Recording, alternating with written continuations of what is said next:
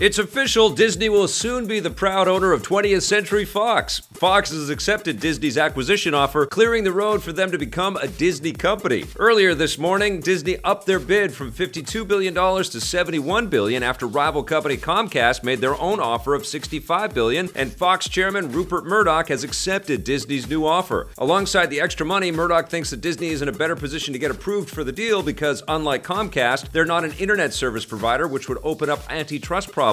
The acquisition deal still needs to be approved by Fox shareholders, who are expected to vote on the matter next month, and there's always a chance that Comcast might up their offer and outbid Disney once again at the last minute.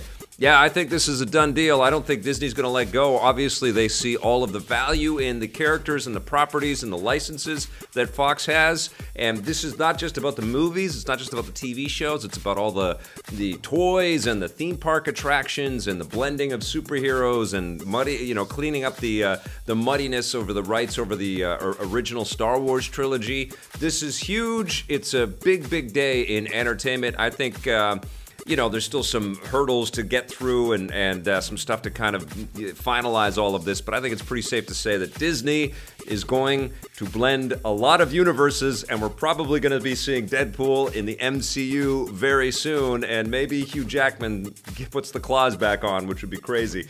All right, the next Call of Duty game is coming soon, but Activision isn't finished with the last one just yet. Activision and Sledgehammer Games have announced United Front, the third of 4 DLC packs included in the Season Pass for Call of Duty WWII.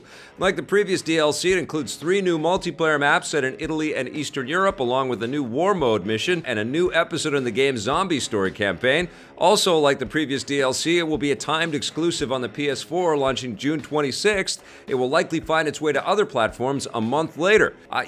These Call of Duty games are coming so quickly. I want to go back to Call of Duty WWII. That was a pretty cool experience, but gosh, we jump right onto the next one right away. Sledgehammer did a really good job at taking us into that world, into that space, and now we're all sort of gearing up for Black Ops 4, which is modernizing everything and pulling a little bit from all the previous Black Ops games.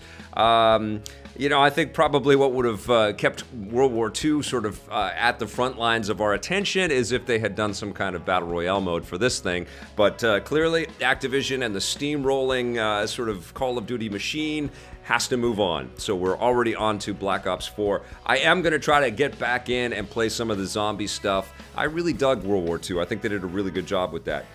You'll soon be able to play 2 of the best indie games in recent memory on the Nintendo Switch. Playdead Games has announced that their hit side-scrollers, Limbo and Inside, will hit the Switch simultaneously on June 28th. Although both games have already been released on many other platforms, this will actually be their first time on any Nintendo system. Hopefully the ports will be worth the wait. Playdead has confirmed that they're currently working on an unannounced new project, but no firm details on that have been revealed. Talk about pressure for Playdead as well, because Inside was such a revolutionary game. It completely shocked all of us when we played it for the first time. It was so out of this world crazy. And if you haven't played it and you've got a Switch, here is your time to jump into that. Now, Limbo's a little bit less esoteric. It's still beautiful. It's still, bleak. It's still gonna, tug at your heartstrings, and it has amazing gameplay for something that's so kind of simplistic and elegant in its design.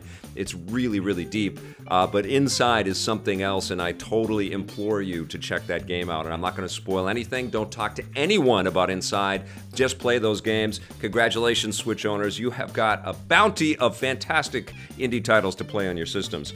Now, Minecraft developer Mojang is recrafting another one of their games. Mojang's digital card game Scrolls, first released back in 2014, has been retooled and is now free to play. They've also changed the name. It shall henceforth be known as Caller's Bane, although they haven't said why they changed the title. It might be to prevent confusion with another card game, The Elder Scrolls Legends, and that game's publisher Bethesda has even threatened Mojang with legal action over the use of the word Scrolls.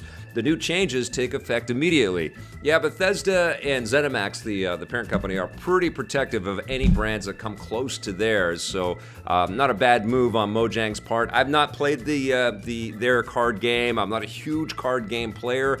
I play them every once in a while. I go, yeah, that's pretty cool, but then I move on to the other stuff that I like Limbo and Inside, which you need to play if you've got a Switch. All right, that's the rundown. Now it's time for This Day in Everything Cool.